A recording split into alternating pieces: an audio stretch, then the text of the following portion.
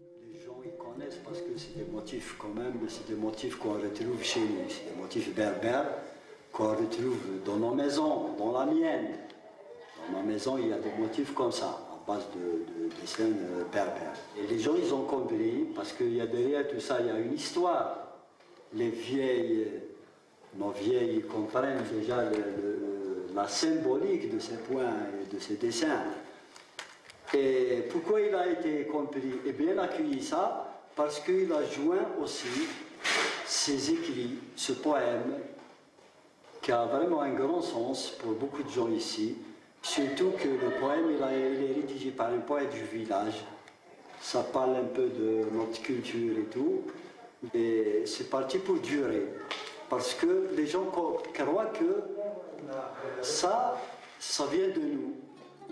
Ça vient de nous et pour nous.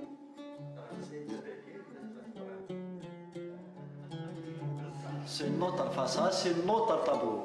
D'ailleurs, elle n'appartient plus à Denis. Elle nous appartient. On est là tous les jours.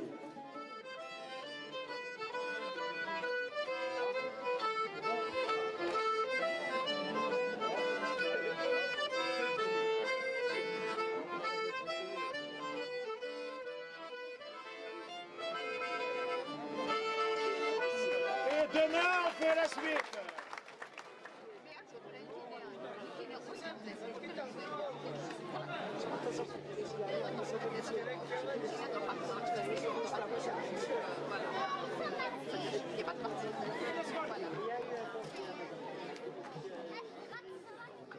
Celui qui peignait avec des petits finards et tout était considéré comme quelqu'un qui était contre la révolution.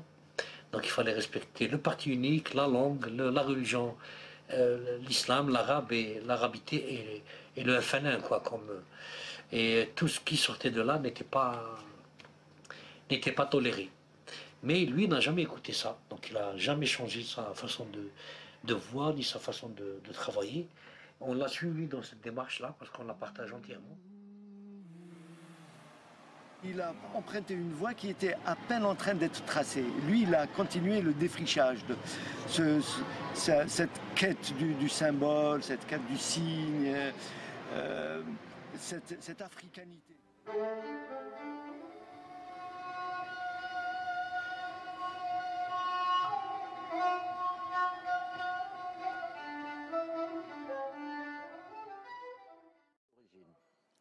Non pas des origines figées qui marqueraient une identité, parce que lui a conscience très vite, aussi bien dans son être que dans son travail, qu'il est fait d'identités multiples, mais dans cette transmission, à travers les siècles, à travers l'histoire de la peinture, à travers évidemment toutes les figures sédimentées de ce qu'a été la culture algérienne, il a fait un véritable travail, je crois, d'archéologue des signes, comme ça.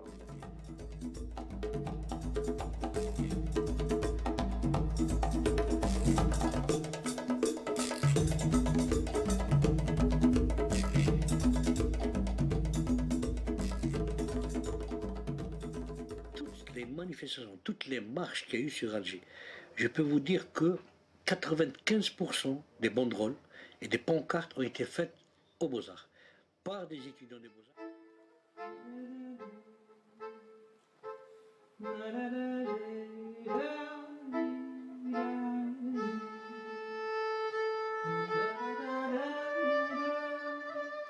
C'est surtout avec l'assassinat de Tahar Jaoud que les choses se sont encore empirées. Il est monté dans sa voiture et il a appelé, et avec un flame, ouf.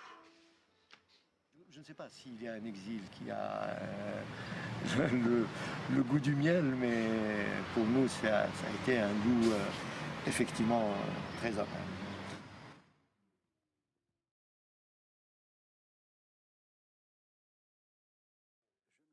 Je ne pouvais rien faire sans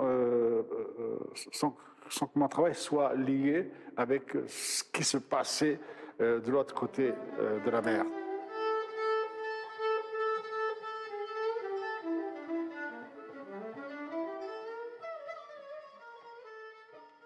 Il m'a dit, laisse-moi enterrer mes amis. J'ai pas, toi, tu as assisté à tous les enterrements. Et moi, j'ai assisté à aucun enterrement. Et c'était terrible de voir, on a fait sortir pratiquement tout le monde avec Dominique, sa femme et nous. Et il était seul en train de creuser, de planter. C'était terrible, ce moment était terrible. Et bon.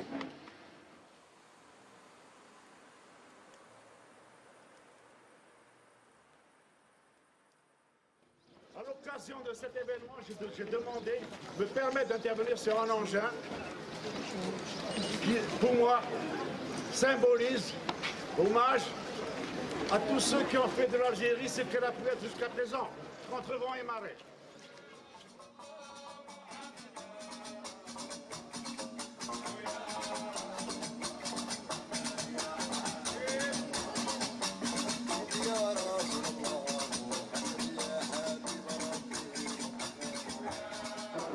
Disons que moi, personnellement, à cette époque-là, c'était important pour moi de faire ça. Mais le problème, c'est que j'ai fait ça. Ça a été exposé peut-être 2 ou 3 fois ici en France. Mais je veux dire, ça ne va pas plus loin.